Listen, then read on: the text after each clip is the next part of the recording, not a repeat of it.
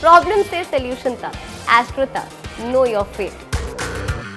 नमस्कार दर्शकों, एस्ट्रो तक के सभी दर्शकों को ढेर सारी शुभकामनाएं श्रावण मास की। और श्रावण मास में खास तौर पे हम सभी मनोकामनाओं की पूर्ति की बात करते हैं।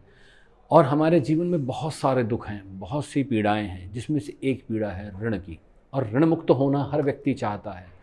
और अगर हम ये सोचें कि सावन मास में ऋण मुक्त कैसे हुआ जाए, कि हम बात करते हैं यहाँ कालसर्प योग की शांति की, हम यहाँ बात करते हैं पितृदोष की शांति की, हम यहाँ बात करते हैं चंद्रमा की शांति की।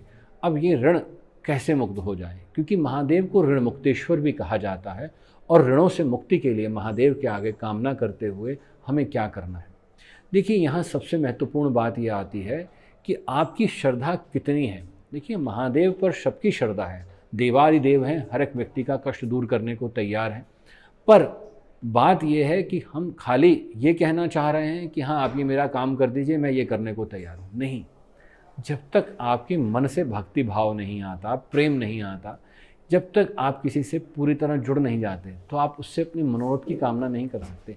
उदाहरणार्थ, आप मुझसे कोई कामना करते हैं और आपकी मुझ पर श्रद्धा नहीं है, और मैं आपको कोई काम बताता हूँ, तो आप यकीन मान लीजिए वो पूरा नहीं होगा, वो फलीभूत नहीं होगा। यहाँ तक आप ये देखिए, हम अनमने मन से या कहें अटपटी बात करते हुए, पता नहीं ये दवाई खा रहा हूँ कुछ होगा भी कि नहीं, तो निश्चित तौर जान लीजिए वो दवा आपको नहीं सूट करने वाली, या आपको उससे नहीं लाभ होने वाला। क्योंकि जब पेशेंट, खास तौर पे ये डॉक्टर्स भी मानते हैं कि पूर्ण विश्वास के साथ और पूर्ण श्रद्धा के साथ मेडिसिन नहीं लेता, वो ठीक नहीं होता। इस एड को स्किप करना तो बहुत मुश्किल है, पर लाइफ की प्रॉब्लम्स का सोल्यूशन ढूंढना आसान। प्रॉब्लम से सोल्यूशन तक, एस्ट्रो तक, नो योर फेट।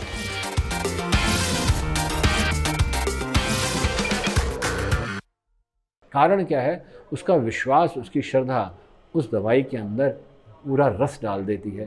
क्योंकि हमारे ब्लड सेल्स, हमारा मस्तिष्क हमें ठीक करने की तरफ बढ़ पड़ता है। क्यों? जब हम ये कहते हैं कि हम खाएंगे और ठीक हो जाएंगे निश्चित तौर पर, इससे हमें हमारा भला होगा ही होगा, तो निश्चित तौर पर भला होगा।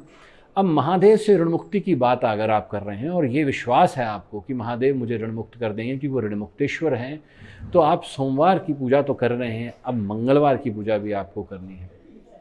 तो जैसे मैंने आपको बताया कि यहाँ सबसे पहले आपको महादेव को मंगलवार को क्या अर्पित करना है। ध्यान दीजिएगा, लाल, आप दाल जानते हैं किस चीज़ की होती है। यहाँ आपको मसूर की दाल लेनी है। मसूर की दाल खास तौर पे लाल वाली, ये आपने शिव को अर्पित करनी है। और ख़ास तौर पे कितनी? एक मुट्ठी। ये आप रात्रि को निकाल के रख लीजिए और सुबह जाकर वो मुट्ठी से आपने अर्पित कर देनी है। और क्या मंत्र बोलना है ध्यान दीजिएगा।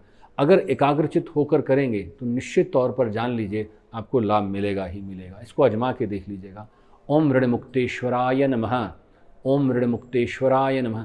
जैसे जलधारा बहाते हैं उस तरह से अपने दाल को इस तरह से करना। पर ध्यान रखिएगा, हाथ झाड़िएगा मत, कहीं शिव पर हाथ झाड़ के आ जाएं, सब कुछ झड़ जाएगा।